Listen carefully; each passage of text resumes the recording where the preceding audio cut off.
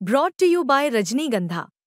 यूं ही नहीं ताज ताज बन जाता है, शिल्पकारों का हुनर और चुनिंदा संगमरमर ताज को नायाब बनाते हैं। कुछ ऐसे ही चुनिंदा जगहों से बस खास ही चुनकर लाता हूँ। कतरे कतरे को मैं हीरे सा परखता हूँ। यूं ही नहीं मैं रजनीगंधा बन जाता हूँ।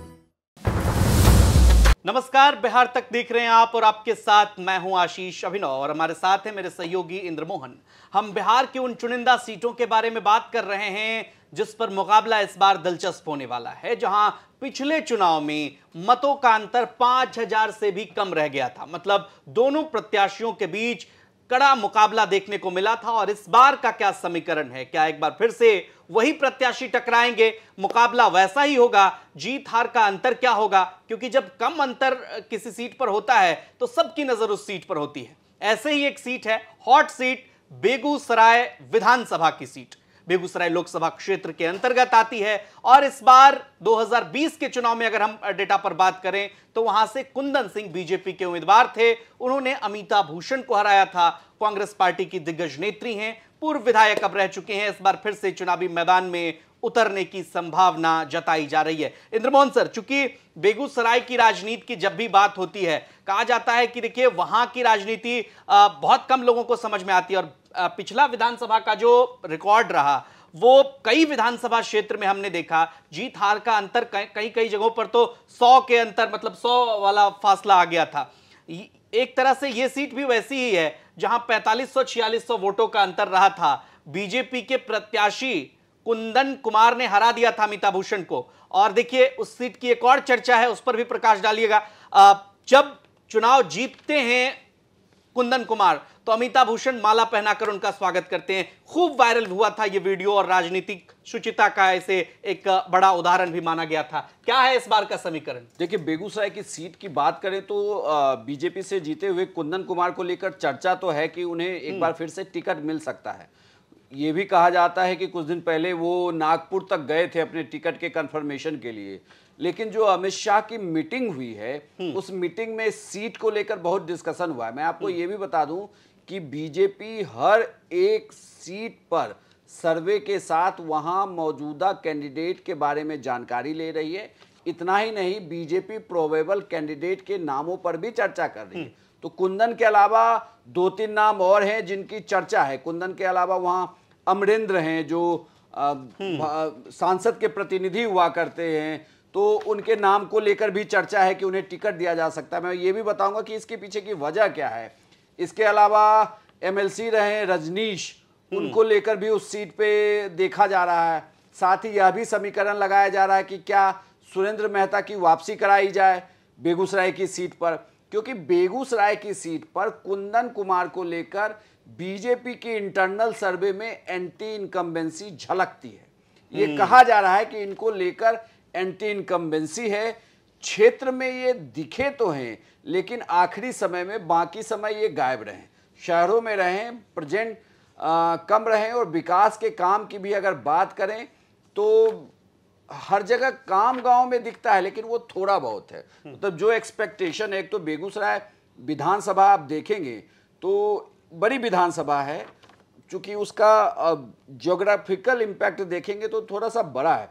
वहाँ पे हर गांव और शहर तक आपको पहुँचना होगा। आप जीते हुए विधायक हैं और पिछला चुनाव भी टफ हुआ था। टफ इसलिए भी हुआ था कि एक निर्दलीय कैंडिडेट जब वो यहाँ खड़े हुए और वो इस बार ज्वाइन कर चुके हैं कांग्रेस, तो अब ये भी एक बड़ा सवाल है कि जो कांग्रेस से अमिता भूषण हैं उन्हें भी टिकट मिलेगा या उनकी जगह नए ज्वाइनिंग जो हुई है कांग्रेस पार्टी में उन्हें टिकट दे दिया जाएगा। चर्चा इस पर भी काफी चल रही है क्योंकि उनकी ज्वाइनिंग राजेश राम ने पटना से जाकर बेगूसराय में कराई। लेकिन जो बात आपने कही, कांग्रेस के लिए भी तो ये सीट महत्वपूर्ण है, जो अब चूंकि हमने बहुत पहले भी चर्चा की है और कई सीटों पर जो हम इस सीरीज में चर्चा कर रहे हैं वो ये कह रहे हैं कि नंबर 2 की जो सीटें हैं जहां मजबूत कैंडिडेट कांग्रेस पार्टी ने पिछली दफा उतारा था, 4500 का अंतर, 4600 का अंतर कम होता है। उस सीट को लेकर चर्चा कांग्रेस पार्टी में, जैसे आपने अमिता भूषण का जिक्र किया, नए नाम की चर्चा की, अभय कुमार सिंह सार्जन उनके नाम की भी चर्चा है चूंकि जिला अध्यक्ष हैं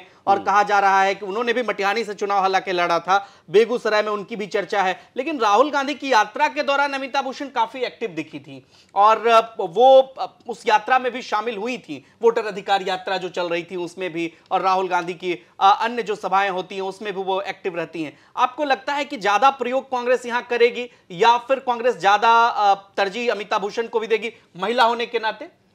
देखिए, अमिता भूषण को तरजीह तो इस सीट पर दी जा सकती है, लेकिन और चूंकि वो पिछली 2015 का विधानसभा चुनाव जीती, जब जेडीयू और आरजेडी साथ में चुनाव लड़ी, तो उस गठबंधन के हिस्से से वो कांग्रेस का चुनाव जीत गई थी। लेकिन अब चर्चा इस बात की है कि क्या अमिता भूषण इस बार चुनावी मैदान में उतरती हैं तो वो उन्हें टिकट मिलेगा या नए नाम को टिकट दे दिया जाएगा। ये इस पर भी वहाँ काफ़ी एक चर्चा चल रही है कि क्या ये संभव है।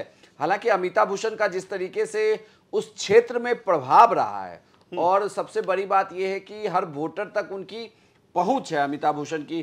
कांग्रेस के आप देखेंगे तो पूरे देश में ये कहा जाता है कि इनके कार्यकर्ता धीरे धीरे खत्म हुए, लेकिन बात आप अगर बेगूसराय की करेंगे तो वहां आपको कांग्रेस के कार्यकर्ता मिलेंगे, भले ही वो फिर चेंज हुए, लेकिन अमिता भूषण जैसे नेता जहां पर मिले तो उनकी वजह से वो कार्यकर्ता फिर उनसे जुड़े भी, उनके साथ वो लगातार रास्तों पर दिखे भी। अमिता भूषण एक बड़ा नाम है शहर का, तो उन्हें लेकर कहा तो ये जा रहा है कि भाई टिकट मिल जाएगा, लेकिन जैसे ही कांग्रेस ने नई ज्वाइनिंग कराई है तो अब इस पर भी चर्चा है कि क्या ये टिकट कट तो नहीं जाएगा, साथ ही किसी दूसरे गठबंधन के साथी को तो ये सीट नहीं चली जाएगी, इस पर भी चर्चा। और दरअसल देखिए, दो पार्टियां जो हैं वो हर एक सीट को लेकर मंथन कर रही है कि किसी भी कीमत पर उन्हें एक एक सीट जीतनी है। वो एक है बीजेपी और दूसरी है आरजेडी। हालांकि सारी पार्टियां ऐसा करती हैं कि उन्हें सारी सीटों पर जीतना है, लेकिन इसमें अब ये कहा जा रहा है कि बेगूसराय सीट पर भी, हालांकि कांग्रेस ने एक वीटो लगाया हुआ है कि भाई जिस सीट पर हम चुनाव लड़ते रहें और जिस सीट पर हम नंबर 2 रहें वहाँ तो वो सीट छोड़ेंगे नहीं, तो उस हिसाब से ये सीट चली जाएगी कांग्रेस को। लेकिन वहाँ अगर आप देखें तो आरजेडी किसी बड़े नेता को जातीय समीकरण बिगाड़ने के लिए चुनाव में उतार सकती है, इसको लेकर भी चर्चा है। मतलब ये तक कहा जा रहा है कि ये भी हो सकता है कि क्या पता तनवीर हसन वहां पे विधानसभा चुनाव लड़ जा रहे हों, तो इसको लेकर भी चर्चा बड़ी आम है कि क्या इस तरीके की फील्डिंग की जाए। क्योंकि एक चर्चा बेगूसराय को लेकर ये भी हुई है कि जो कुछ पोर्टल ने उसे लिखा भी है कि जो अमित शाह की मीटिंग हुई है बीजेपी के कद्दावर नेताओं के साथ, उस मीटिंग में ये भी कहा गया कि जिस तरीके से मध्य प्रदेश, हरियाणा, यहाँ पर जो बीजेपी ने एक्सपेरिमेंट किया कि अपने बड़े लीडर्स को उसने विधानसभा चुनाव में उतारा, उसी तरीके से वो यहाँ भी चुनाव में उतार सकते हैं। इतना ही नहीं, उन्हें जो केंद्र में मंत्री भी हैं उन्हें भी उतारा जा सकता है। ये भी कहा गया कि उस मीटिंग में जब गिरिराज सिंह बुलाए गए थे तो इस तरीके की भी चर्चा चल रही है अब कि क्या गिरिराज सिंह को तो नहीं कहा गया कि भाई आप विधानसभा चुनाव लड़ जाइए। नहीं, चूंकि आपने अमरिंदर जी का जिक्र किया, वो भी एक, आपको लगता है क्या ये गिरिराज सिंह के प्रभाव से ही ऐसा हो सकता है कि वो भी चुनाव लड़ सके बीजेपी के टिकट पर बेगूसराय से? बिल्कुल वो लड़ सकते हैं चुनाव। मतलब चूंकि कुंदन को लेकर, जो कुंदन कुमार को लेकर जो फीडबैक है, जो बीजेपी का इंटरनल सर्वे कहता है, उसमें उनको लेकर एंटी इनकम्बेंसी तो है, उसकी चर्चा काफी है। तो ऐसे में टिकट, लेकिन ये भी कहा जा रहा है आशीष की कुंदन को लेकर गिरिराज सिंह का वीटो पावर भी काम करता है। और कुंदन को पहली बार जब टिकट मिला था उस वक्त उन्होंने टिकट छोड़ दिया था, चूंकि उनके पिताजी एलजेपी से चुनाव लड़ रहे थे उस वक्त। तो मतलब नागपुर तक पकड़ है, वो नागपुर तक गए थे। तो इस बात को लेकर भी काफ़ी चर्चा है। एक तरीके से कहे तो बीजेपी की जो विंग है बिहार की, वो इससे नाराज भी थी कि इस तरीके से क्यों फोर्स किया जा रहा है इस सीट पर, क्योंकि ये सीट बहुत महत्वपूर्ण हो जाता है। और इस पूरे रीजन में अगर आप देखें तो उस पूरे रीजन में बीजेपी का प्रदर्शन बहुत बढ़िया नहीं रहा। तो उस प्रदर्शन के लिए भी आप, अमित शाह पहली बार आए तो इसीलिए बेगूसराय गए कि वहां पर बीजेपी के प्रदर्शन को ठीक किया जाए। भले ही आप लोकसभा में जीत रहे हैं लेकिन विधानसभा में आप फंस जा रहे हैं, तो ये फिर से ना दोहराया जाए, इसीलिए तमाम नेताओं को कहा गया और यही समीकरण निकाला गया है कि उनकी जीत जरूर सुनिश्चित हो जाए जिनके खिलाफ एंटी इनकम्बेंसी भी है। क्या वहाँ कैंडिडेट बदला जाएगा या फिर सांसद को ही चुनाव लड़ा दिया एक आखिरी सवाल, चूंकि आपने जिक्र किया और बेगूसराय से आप आते भी हैं, इस सीट को लेकर यह कहा जा रहा है कि जैसे आप शुरू में ही महागठबंधन के नेता लगातार ये बात कह रहे हैं, अब तो कुछ दिन में चुनाव की घोषणा होगी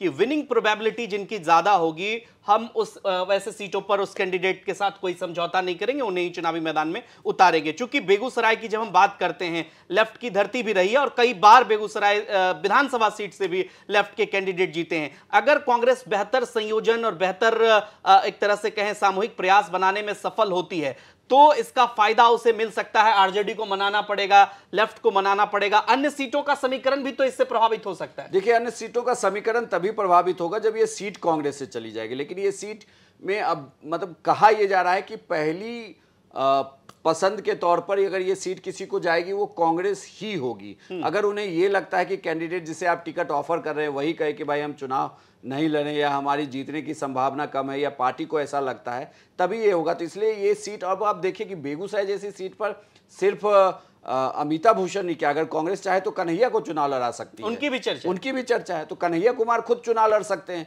तो अगर वही जब चुनाव लड़ेंगे तो कांग्रेस अपने हाथ से अपने अभी के लिए भी और भविष्य के लिए भी इस सीट को निकलने नहीं देगी। तो ऐसे में हाँ, कांग्रेस जब वहां पे होगी तो बाकी सभी सीटों पर लेफ्ट के दल, और खास करके मुझे लगता है बेगूसराय की ही सीट पर बाकी महागठबंधन के दलों से काफी मदद मिलेगी। क्योंकि आप देखिए, भले ही ये कहा जाता है कि ये कुछ ऐसी विधानसभा है जिसमें भूमिहार जाति बहुत लीड करती है, बहुत आगे, लेकिन आप जब आप उसे नंबर में देखेंगे तो वो नंबर में पीछे है। यहाँ भी 19-20% के करीब। हाँ। वो आपको लीड कर सकते हैं, वो माहौल बना सकते हैं चुनाव में, उनका प्रभाव दिख सकता है। वो इसलिए कि उनका वोट जिसकी तरफ जाएगा, मतलब बैकवर्ड वोट को आप काट लें, यादव मुस्लिम वोट आप ले आए, लेकिन उनका वोट जिस तरफ स्विंग करेगा उसकी जीत होती थी। इसीलिए बीजेपी यहां से बड़े मार्जिन में जीत रही है, क्योंकि बीजेपी को ये जाति वोट कर दे रही है। लेकिन जब ये स्विंग नहीं करेगी, अगर इसमें टूट हो गया, अगर जनसुराज ने भी यहां पर सेंधमारी कर दी, तो ये कंटेस्ट मतलब बहुत